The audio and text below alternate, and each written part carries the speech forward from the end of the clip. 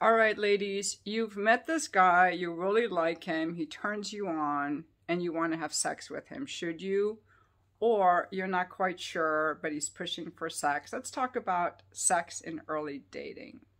First of all, we have to remember that there are many men who say they want a relationship just to get into your pants. And there are men who start talking about sex right away. Anytime a man starts talking about sex in the first few dates, he is not relationship material. He is not relationship material. He's either looking for a booty call or he is a low quality man. What you can expect to see from a high quality man, meaning like, oh, he would be a good father, a good husband, he is going to show you his sexual interest. He's going to tell you that you're really beautiful. Oh my God, that dress looks great on you.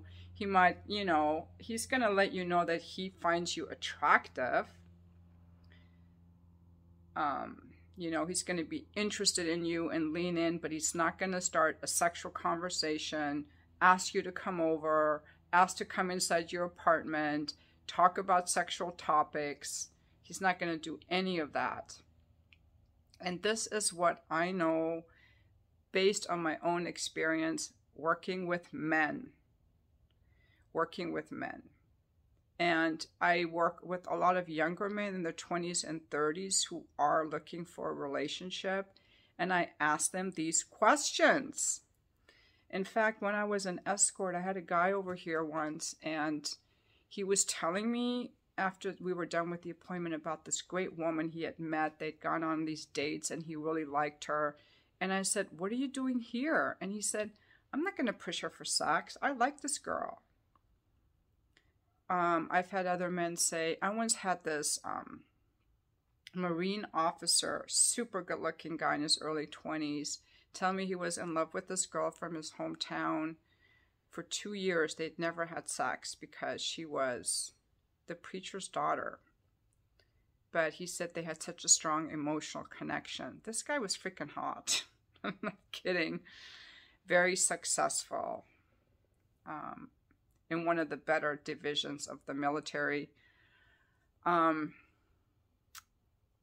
also talked to men who I've asked them, if you like a woman for a relationship, how long before you have sex with her? I mean, don't you expect sex right away if you're paying for dates?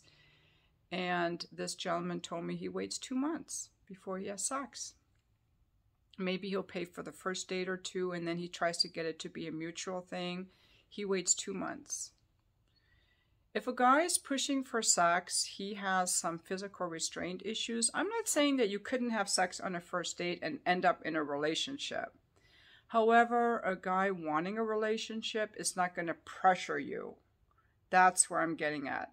It's not going to be like, oh, if I tell him I'm not quite ready, and I wouldn't just say like, no, I would just say, I'm not quite ready, or this is moving really fast. I'm very interested in you. I'd like to get to know you. Just be kind about it.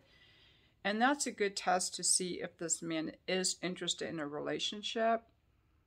But because I've also heard once on this YouTube video where this gentleman was saying that, yeah, she kept telling me that there's a 3-month mark, and she was so bossy about it that I decided to just be nice to her. And when the 3 months were up, I had sex with her, and then I left her because I was so mad.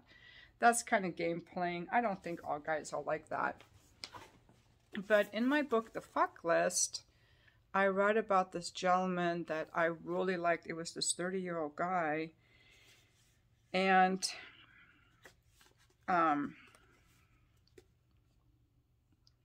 he was super sweet. I like this guy. This is on page 320.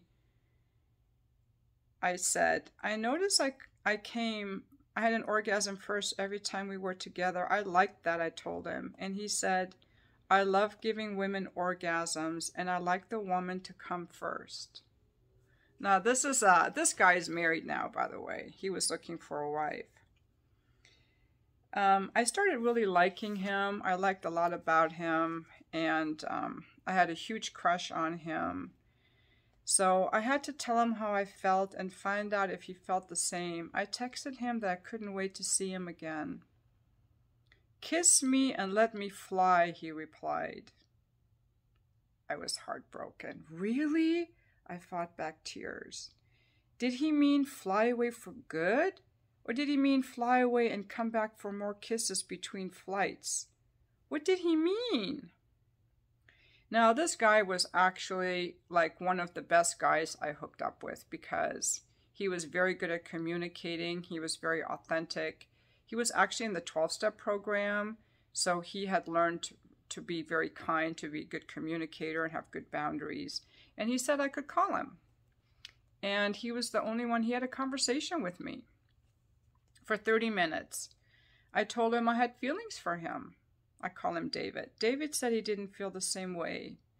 He said he was sorry he hurt me, and his focus was advancing his career and finding a wife. He wanted a family. He also said he didn't like a woman who had sex with so many men. This is the advice he gave me. When you meet a man you like, date him for 4 to 6 weeks before you have sex. Get to know him. It makes the sex so much better. Okay, now I'm going to pause there. That's an example, and I think that's what he probably did with his wife. And that's probably what he had done with his other girlfriends before me. And that's an example of a man saying how a woman should behave. Get to know this person. And that's what a man will do when he's interested in a relationship. I want to read a little bit more of this because this kind of goes also to like, you don't have to wait. If you don't want to, just be you. This was my attitude at the time, which I've since changed, but this was my attitude at the time. I was definitely out. I was the girl who fucked him the first day. That's not the kind of girl he wanted. He didn't date girls like me, girls who hooked up when they felt like it and had a long list of lovers. He just happened to meet me and like me. But how was I going to hold off on sex for one date, let alone dates spanning 4 to 6 weeks, when sex was the first thing I wanted? I understood all his reasons for not wanting me, but maybe he would change his mind because our connection had been so awesome. Sadly, David never called me back to say he changed his mind. Not that day, or the next day, or the next, or the next. He gave me a nice ending, by having that phone call with me rather than just ghosting me. So why was my heart breaking? Maybe I was too harsh when I judged guys who ended it by ignoring me and ghosting me, because David had told me all the reasons and given me 30 minutes on the phone, but that didn't make the ending any easier or stop my heart from breaking. I cried over him for almost 3 months. The next chapter, David and I practically made love. I felt secure around him and I trusted him. Sex like that was rare to find. If I couldn't have him or someone I felt that way about, I didn't want to have sex at all. To get a good man like David, I couldn't go around having sex whenever I wanted it. I made a decision to be abstinent. It wasn't that hard at first because I didn't want other penises in me, and I was too sad to go out anyway. I reconnected with myself. What was it that I really wanted when I wanted him? I wanted his joy. His joy came from following his purpose. I wanted that too. A purpose or mission so great, it would fill me with joy and transcend my need for a man. Some people said that nobody really needed a mission, that the joy of life was living in the moment. I disagreed. I kept looking for my purpose and my mission. I loved cycling as a child. So I started cycling. I started going down these 25-mile cycling trips down Coast Highway along the ocean. And I really liked it. And around that time, I had lunch with a friend. And she said, you should write a book. It wasn't the first time I heard it. Several friends had coaxed me since earlier in the year to write a book about my sex life. But I always brushed it aside. I never had a desire to write a book. That time at lunch, I listened. The book was the mission I had been seeking. Yes, I had a story to tell. I sat down and started writing. I bought a legal pad and took it to a coffee shop and wrote the story about David. And that was actually the first part of the book that I wrote, was the chapter about David. Through streams of tears at first, and then later it got easier. For 10 months, I wrote down the stories of some, but not all, of the women and men with whom I shared my heart, mind, and body. Around my 6th week of abstinence, my friend Paula asked me, what would your life be like if you never found a man, if you were single forever? Wow, that really got me thinking. A new door opened up to me, a door to be me. I could be single forever. So why would I want to be abstinent or be anything at all so some good guy like David would come along and like me? Fuck that. I would have all the sex I wanted if that's what I wanted. I wasn't going to change for some man to come along and possibly like me. Any man who was right for me would like me the way I was. It was September 2014. I ended my abstinence and went on Tinder. I met a 24-year-old artillery officer who rocked my world in bed. That was another artillery officer. They are like, I'm sorry, I just had a thing for them. He liked me too and said he would spend the night and date me when he got back from a month in the field. I was excited, and I had used to be very anti-military. But anyway, while he was out in the field, that was my first time with a military guy. And that's when I started looking more for Marines. I sent him texts showing all my love for him while he was out in the field. I know, don't judge, okay? Don't judge me. And then his text stopped. And when he came back 6 weeks later, he didn't want to date me. I sobbed over him for a month. I made a few decisions after that. I was not going to cry over men anymore. I closed down a little bit. I stopped being so open during sex. That's the key thing. Don't be so open on a hookup. I stopped being so open during sex. I used less eye contact. I was being way too emotionally vulnerable during sex with these hookup guys. That's what I had to learn. Very important. I got attached less often. And when a guy I liked ended it, I wasn't quite as sad. Anyway, so that's just some of my book if you want to read it. It's on Amazon, The Fuck List. But the point that I'm making here, and that guy actually is married now. He has a very beautiful wife. I saw him, looked him up on Facebook a couple years ago, and he has this beautiful brunette, very classy looking woman. She kind of looks like, who is that? Jackie O, I want to say. Very classy brunette. Anyway, the point I wanted to make was that hooking up with guys who leave me was very painful, and it wasn't that great for me. And a man who wants a relationship isn't going to push for sex. That's the point I wanted to make. I wanted to just share some of my book with you. It just seemed like a good time to throw that in there. And so here's the inner work, ladies. Here's the opportunity.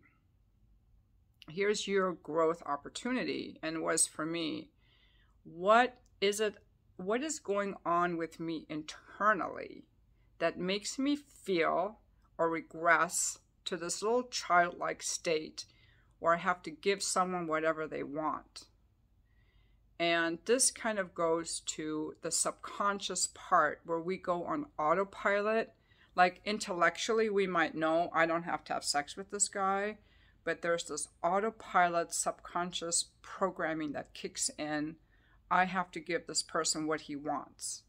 And that's where your chance, your opportunity is for self-exploration. Or you feel compelled like you must, like you don't have a choice. Or saying no feels anxiety provoking, or he might never want to see you, or these fears come up, like what comes up. And then because there could be some like putting him in a superior position, a codependency thing, an attachment trauma thing, like it should just be nice and easy, you know, and to the extent that it isn't, is a chance for doing some inner healing work. Anyway, the guys that want a relationship are not pushing for sex. They want to see you. They're consistent. They're not texting you all day long because they're not needy. They have stuff going on, and you have stuff going on, and they will want to do things with you that are non-sexual, things that you would do in a relationship, like go to the gym together, cook together, play an instrument together if you both play piano, or you like to cycle together, and they will start including you into things that, oh, hey, I like this place, I want to take you here. They want to take you places. They want to spend time with you. They want to get to know you. They're curious. They're more interested in knowing you and taking you places than they are in touching your body if they want a relationship. So that's what, if you're looking for a relationship, look for that. If you just want to hook up, you can do that too. Of course, we're all free people. Just be aware that with men, there's a 95% chance that he is just going to have sex and disappear. One thing, if you have a hookup with a guy, and when you're done having sex, if he leaves, maybe he'll stay the night because he's polite. If this is a thing to look for. In my earlier relationships when I was younger, I had sex with my boyfriends on the first date or the second date, I don't know. And this is what they do if they're going to turn into a boyfriend. After sex, they will say, when can I see you again? In my experience. If they don't say that, it was just a booty call. Because a lot of guys, they get super horny. They want to be with you. And after a man comes, this is why guys should masturbate before they go out on a date. After a man comes, then he actually realizes if he likes you. Before that, he doesn't even really know. I don't think they often really know. And after he has released, he's going to know whether he likes you, or else it was just his dick talking to him. If he's not that self-aware, he may not know the difference. I don't know how men think. But after he has sex with you, if he says, when can I see you again, and makes a date, that's a guy who likes you for you. So, this is just my opinion. This is not a research channel. This is not a documentary. Well, it kind of is about my own life. This is me sharing my own experiences, my own ideas in a way that might help people. You know, things I wish I had known when I was younger. I could have saved myself a lot of heartache if I would have known all this. Some of this stuff is super embarrassing, but, you know, this is my vulnerability share. Thank you for watching my video.